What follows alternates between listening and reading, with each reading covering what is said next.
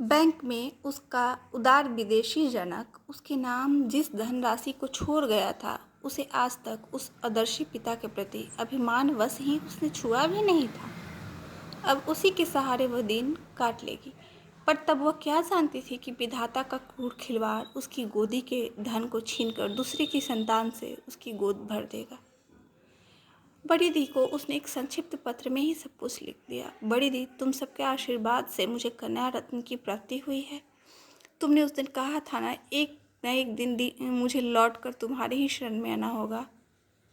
अब तुम्हारी शरण में दो प्राणी एक साथ आ रहे हैं। 3 एक बार जी में आया चिट्ठी फाड़ कर फेंक दे। क्या बड़ी दी ही रह गई है शरण देने वाली? जहाँ नहीं चाहती थी वही नियति उसे बलि के बकरे से घसीट रही थी। उसके भविष्य में अब बचा ही क्या था? पर इन नन्हे प्राणों के स्पंदन की क्या उसे कुछ भी चिंता नहीं है? सुदर्शन पठान पिता और पहाड़ी सुंदरी माँ की पुत्री निश्चय ही एक दिन अपूर्व सुंदरी होगी, और नारी सौंदर्य की विलक्षण पारखी बड़ी दी उसे फिर क्या जाने देंगी। और क्या पता रूठी बड़ी दी उसे लेने ही ना आए। पर पन्ना की चिंता व्यर्थ थी। वो पहुंची तो बड़ी दी अपने दल बल के साथ उसे स्टेशन पर लेने उपस्थित थी।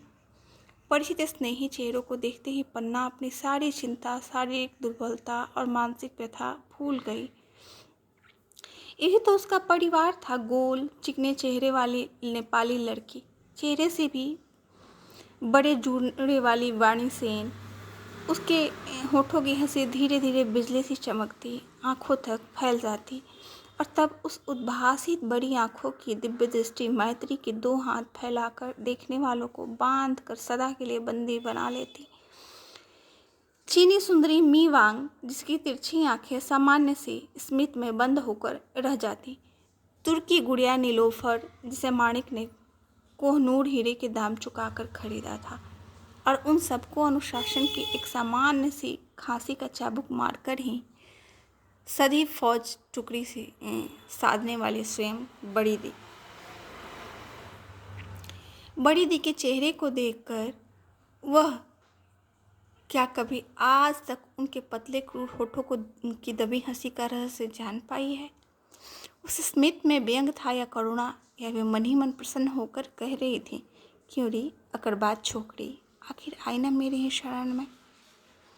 या उस स्मित की सील मोहर लगाकर अंतर व्यथा के वाष्प का ढकना बड़बस बंद कर रही थी बड़ी दी। देखते ही देखते पन्ना की गोदी की अमूल्य गठरी हाथों ही हाथ में उछलने लगी। अकेली माणिक ने ही उसे गोदी में नहीं लिया। देखो तो बड़ी दी, कैसी बड़ी बड़ी आंखें हैं तुम्हारी भतीजी की। वाणी सेन गोदी के बंडल को लेकर उसकी ओर बढ़ाई तो चट से माणिक ने आंखें बंद कर ली। मरकल मुही, ऐसे भला खाली हाथ बिटिया का मुंह देखूंगी? घर पहुंचते ही बड़ी दी का क्रोध स्वयं ही पहाड़ी कोहरे सा विलीन हो गया। जो चेहरा कुछ क्षण पूर्व पन्ना के दुस्साहसी पलायन की स्मृति में फूल कर कुप्पा बन गया था, उसी पर उनकी चिर परिचित स्नेही मुस्कान थिरकते देख पन्ना के सिर का बोझ स्वयं ही उतर गया। बड़ी दी ने क्षमा कर दिया है उसे। एक अनोखी शांति से परिपूर्ण हो उसका चित्त प्रफुल्लित हो उठा। पीली कोठरी का राजसी प्रांगण, गोल कमरे में अगरू चंदन की मदमस्त सुगंध, हवा में झूलते एक एक दूसरे से मृदुक ठनक में ठनकते झाड़ फानूस के झुमके, दासियों की चहल पहल, और गुदगुदे कालीन पर बिछी चांदनी पर लगा बड़ी दी का नित्य का वही दिल्ली दरबार।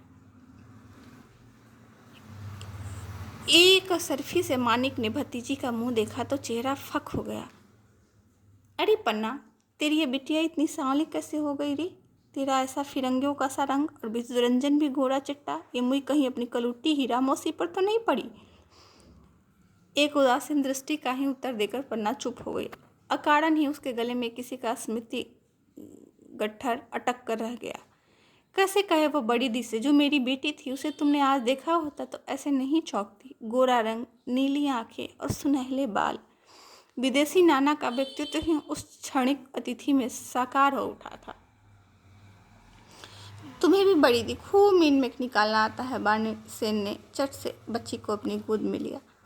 अब देखो तोरी, तुम सब भला कहाँ ऐसी कहानी है? अब सालिग्राम को तुम चंदन की वटी पर टिका दो, तो और भी काला दिखेगा। बड़ी दी और छोटी दी ठहरी निखालिस मेम लोग, इसी से उन सबकी गोदी में बेचारी अपना भी रंग खो बैठी है। अब हम सबकी गोदी में देखो क्या लग रही है, एकदम कृष्ण कली। पन्ना को हंसी आ गई। माणिक मुंह में पान दोखते का पिक गुलगुला रही थी। वैसे ही पिक को गालों में इधर उधर भर कर कहने लगी, बातें करना तो कोई बाणी से सीखे। तभी तो बैरिस्टर राय इस पर बुढ़ौती निछावर कर देते हैं। बाणी दोनों लंबे चौड़े हाथों को नर्तकी के नमस्कार की सी मुद्रा में बांधकर झुककर माणिक के सामने खड़ी हो गई। गोदी की बच्ची को उसने माणिक के पैरों के पास रख दिया था। तुम कहती हो बैरिस्टर राय, बड़ी दी, तुम्हारे आशीर्वाद से 8 ऐसे बुढ़ऊ बगल में दबाए फिर रही हूँ कि जब चाहे जिसको से 3-4 हजार उगलवा दूँ। इसे भी ऐसा आशीर्वाद दो बड़ी दी कि हमारी तुम्हारी तरह ही हमारी कृष्ण कली भी राजरानी बन हस्त्र हृदयों पर एक छत्र राज्य करे। माणिक ने कनखियों से पन्ना को देखा। वह तो वहाँ होकर भी जैसे नहीं थी। शायद उसकी पुत्री को सांवली कह दिया था, इसी से कुछ अनमनी सी हो गई थी बेचारी। चिंता क्यों करती है पन्ना? बड़ी दी ने उसकी पीठ पर हाथ फेर कर कहा, मेरे पास उपटन की 3-4 ऐसे यूनानी नुस्खे धरे हैं कि अम्मा कहती थी किसी को भी पोत दो तो उजला चिट्टा बगुला नजर आएगा। लाख रंग सांवला हो छोटी दी। कालीन पर हाथ पैर मारती बच्ची को बाणी ने गोद में उठाकर गालों से लगा लिया। नाक देखती नहीं कैसी खड़क की सी धार धरी है। होंठ, आहा क्या मनोहारी गठन है। यह ललाट, काले चिकने घने केश और नौरती 52 तोले की ये बनमृगी सी आंखें। तभी तो मैंने नाम धरा है कृष्णकली। सहसा गोद में बच्ची को लेकर वो झूम झूम कर गाने लगी। कृष्णकली आमी तारे बोली, कालो तारे बोले गाय रे लोग, मेघला दिने देखे छिले में माठे, कालो मेयर काली हरी चोख। बाणी के बंसी से मीठे गले को किसी साथ संगत के बिना ही श्रोताओं को मोह लेने का वरदान प्राप्त था।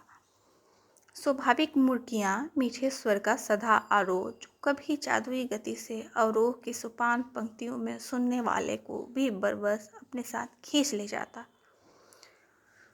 उसके सुकुमार सांवले चेहरे से भी मेल खाता था। क्रूर नियति नहीं, उस पढ़ी लिखी संभ्रांत कुल की आकर्षक अध्यापिका को पीली कोठी में पटक दिया था, पर जो उस कुंठाग्रस्त अध्यापिका को उसके जीवन में नहीं दिया था, वह उसे पीली कोठी ने पल भर में दे दिया। वैभव, एक से एक दामी साड़ियाँ, विलास की ऐसी ऐसी अलभ्य सामग्रियाँ जिनके विषय में उसने कभी सुना भी नहीं था।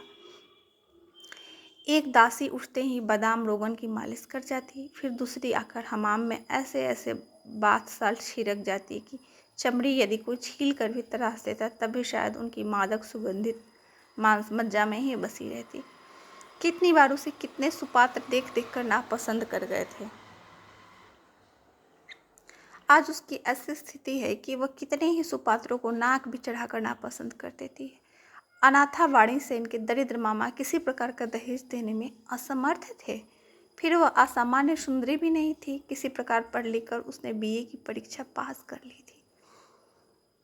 इसी से जब मामा के विधुर मित्र रजनीकांत मित्रा ने उसे अपने गर्ल्स हाई स्कूल में अध्यापिका का पद प्रदान किया तो उसे सहसा अपने सौभाग्य पर विश्वास ही नहीं हुआ था। कुमड़ो रजनी काका उसके मामा की पृथुल तोंद के कारण उन्हें इसी विचित्र नाम से पुकारते थे। एक दिन कहने लगे, तेरी भांजी के लिए जब तक कोई सुयोग्य पात्र नहीं जुटता क्यों न इसे मेरे स्कूल में भेज दे। लड़की गुणी है, इतना अच्छा गाती है, हमारे यहाँ संगीत की कोई अध्यापिका है भी नहीं। मामा तुम्हारे खुशी के रो भी पड़े थे। केवल चतुर मामी को यह मूर्खतापूर्ण प्रस्ताव जरा भी नहीं रुचा। नौकरी करनी है छोकरी को तो क्या एक उसी रणवीर मित्तर का स्कूल रह गया है। एक तो अभागा स्विमिंग मैनेजर है, उस पर दिन रात तो उसकी कीर्ति सुनने में आती रहती है। मामी के उस प्रस्ताव का अनुमोदन न करने का कारण और भी था। सुबह से लेकर शाम तक बाणी उनकी गृहस्थी के कोल्हू में बैल से जुटती रहती थी। इसी बीच मामा को दिल का दौरा पड़ा और वे चल बसे। मामी को उनके भाई साथ लिवा ले गए और बाणी को रजनी काका ने स्नेहपूर्ण आग्रह से अपने पास रोक लिया। कुछ ही दिनों में लड़कियों के लिए एक बोर्डिंग हाउस की भी व्यवस्था करनी होगी। तुम नहीं रहोगी बेटी तो कौन उन्हें देखेगा। शायद उस स्नेहपूर्ण आत्मीय संबोधन ने बाणी को अटका लिया। पहले चतुर रजनीकांत ने अपने शरण में आई उस अनाथा किशोरी के साथ अपना व्यवहार ऐसा उदासीन एवं तटस्थ रखा कि वाणी को स्वयं ही उनकी अपनी छोटी मोटी आवश्यकताओं से अवगत कराने के लिए इधर उधर भटकना पड़ा। कभी सीमेंट जुटाने कटनी चले गए हैं, जब मिलते भी तो ऐसी रूखी बातें करते कि वाणी का शरीर जल उठता। तब वह क्या जानती थी कि वह कुटिल व्यक्ति अपनी उदासीनता से ही उसका विश्वास जीतना चाहता है। यह ठीक था कि पहनने ओढ़ने खाने पीने यहाँ तक कि उसकी संगीत शिक्षा का भी उन्होंने समुचित प्रबंध कर दिया था। एक अंधे म्यूजिक मास्टर उसे पक्के गाने की शिक्षा देने आते। संध्या को नित्य रजनी काका के परम मित्र दुलाल बाबू उसे रविंद्र संगीत सिखा देते। पर रजनी काका जब उससे मिलते एक न एक बात से जता देती कि उस पर बहुत रुपया खर्च कर रहे हैं। गाना ठीक से सीख रही हो ना, यह मत समझना कि दुलाल मेरे मित्र हैं तो तुम्हें मुफ्त में गाना सिखा रहे हैं। दोनों को तगड़ी तनख्वाह दे रहा हूँ। चारों तुम्हारे पास होती है ना। अपनी एक पुरानी वृद्धा दासी की नियुक्ति उन्होंने बानी के आते ही कर दी थी। हाँ काका बाबू सोती हैं, कहकर बानी चुपचाप अपने कमरे में लौट आई थी। उतनी बड़ी कोठी में वाणी का एक प्रकार से बंदनी का सा जीवन व्यतीत करना। शहर से दूर मित्र निकुंज एक प्रकार से जंगल ही में बसा था। अभी तक भी लोग उसके नए नाम की अवहेलना कर उसे उसके पुराने नाम से ही अधिक पुकारते थे, नील साहेबड़ कोठी। यह एक अंग्रेज साहब की बड़े शौक से बनवाई गई विराट कोठी थी, जिसने नील की खेती से कभी लाखों रुपए पैदा किया था। मित्रा ने उसे मिट्टी के मूल खरीदा था और उसकी उजाड़ भव्यता को एक बार फिर संवार लिया था। साहब के ही विदेशी रुचि से बने अतिथि भवन में अब उसकी दिवंगता पत्नी के नाम पर अमला गर्ल्स हाई स्कूल था। नीली कोठी का जो कमरा वाणी को मिला था वह निश्चय ही उस साहब की मेम साहिबा का रहा होगा। दीवारों पर तब भी नाखून से चूने की एक दो परतें उखाड़ने पर शत प्रतांकित धूमिल गुलाबी वॉलपेपर निकल आता था। एक बड़ा सा अंधा झाड़ फानुस टेढ़ा होकर नीचे तक झूल आया था। जहाज से पलंग पर थकी हाड़ी वाणी सोने जाती तो स्वयं ही अज्ञात भय से उसका शरीर कांप उठता। इतने बड़े पलंग में उसकी इकहरी देह जैसे डूब कर रह जाती। कुछ देर तक चारों अपने वर्षों पुराने दमे की धौकनी चलाती रहती और फिर बड़बड़ाने लगती। अजीब शौक है बाबू का। घर की घरनी जब तक रही बेचारी का कभी मुंह भी नहीं देखा। काली थी तो उसका क्या दोष। मैं कहती हूँ जब देखने गए तो क्या आंखों पर पट्टी बंधी थी। आह कैसी लक्ष्मी बिटिया थी हमारी, एक रूप ही तो नहीं था। दहेज कितना लाई थी, किसकी बदौलत आज इस साहब की कोठी में वे राज कर रहे हैं। सब भूल गए हैं बाबू। अब मर गई तो उसके नाम का स्कूल बनवाकर टेसुए बहाते फिरते हैं। मैं कहती हूँ बाबा मेरी तो छुट्टी करो। जिसके साथ दहेज में आई थी जब वही नहीं रही तो मैं क्या करूँ यहाँ। नवद्वीप में भांजा है, वहीं जाकर निमाई के चरणों में दिन काट लूँगी। पर यह तो मारे भी और रोने भी ना दे। कभी कभी बाणी रुलाकर कह देती, ठीक है चारू, जाना है तो कल ही चली जाओ, मुझे क्यों सुनाती हो, काका बाबू से कहो ना।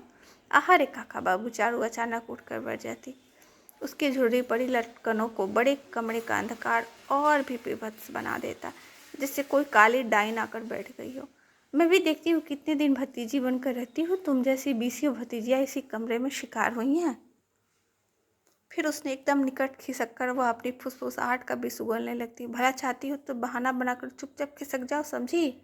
फूल रेणु, पुजारिनी, अभया, कृष्णा, बेनू, कितनी सौतों ने सताए मेरी मालकिन को। देखती नहीं दीवारों को, भला कुंवारी लड़की के कमरे में ऐसी नंगी तस्वीरें लटकाई जाती हैं। सचमुच ही आदम का नग्न तस्वीरों को देखकर बानी से सिहर उठी थी। चाहे मैं भी क्यों ना लटकाई हो, पर क्या सायाने काका बाबू को नहीं चाहिए था कि उसके आने से पूर्व उन्हें हटाकर कहीं और डाल देते। क्या पता चारू ठीक ही कह रही हो, पर वो जाए भी तो कहाँ जाए। हृदयहीना मामी को वह जानती थी। उसके भाई के व्याघ्र दृष्टि ने उसे कुछ ही पलों में लीलने की जो निर्लज चेष्टा की थी उसे शायद मामी ने भी देख लिया था। इसी से उन्होंने भांजी को साथ ले चलने का कोई आग्रह नहीं किया। न पिता के वंश में कोई बचा था, न माँ के। रात रात जगकर वह भविष्य की योजनाएं बनाती, पर स्कूल पहुंचते ही काका बाबू का निर्विकार चेहरा देखकर उसके चित्त का कलुष उसे स्वयं लज्जित कर देता। ऐसे देवतुल्य व्यक्ति के लिए वह कैसे घिनौनी बातें सोचने लगी थी। ऐसे ही यदि होते तो क्या इन 7 महीनों में एक बार भी अपने कामी स्वभाव का परिचय नहीं देते। हो सकता है वे सब बातें चारू ने केवल इसलिए उसे सुनाई हो कि वह स्वयं ही भागकर उसका रास्ता साफ कर दे। तुम जब जाओगी तभी बाबू मुझे छुट्टी देंगे, वो प्रायः ही कहती रहती थी। भांति निर्मल आकाश में गोल गोल चक्कर काटते जब रजनीकांत अपने शिकार पर झपटे तो वो संभल भी नहीं पाई। चारों चारों उसने चित्कार से पूरी नीली कोठी उजाड़ी थी, पर उसकी करुण चीख बड़े बुजुर्ग से टकराकर उसी के कानों में हथौड़े से पीटने लगी थी। चारों चारों यह कोठी बुद्धिमान साहब ने बनवाई है इस खूबी से कि हर चीखने वाली की चीख टकरा टकरा कर उसी के पास लौट आती है, बाहर नहीं जाती। अपने नकली दांतों की हंसी की विद्युत वहनी से उसे झुलसाता हुआ दानव उसकी पीठ थपथपाकर हंसने लगा था।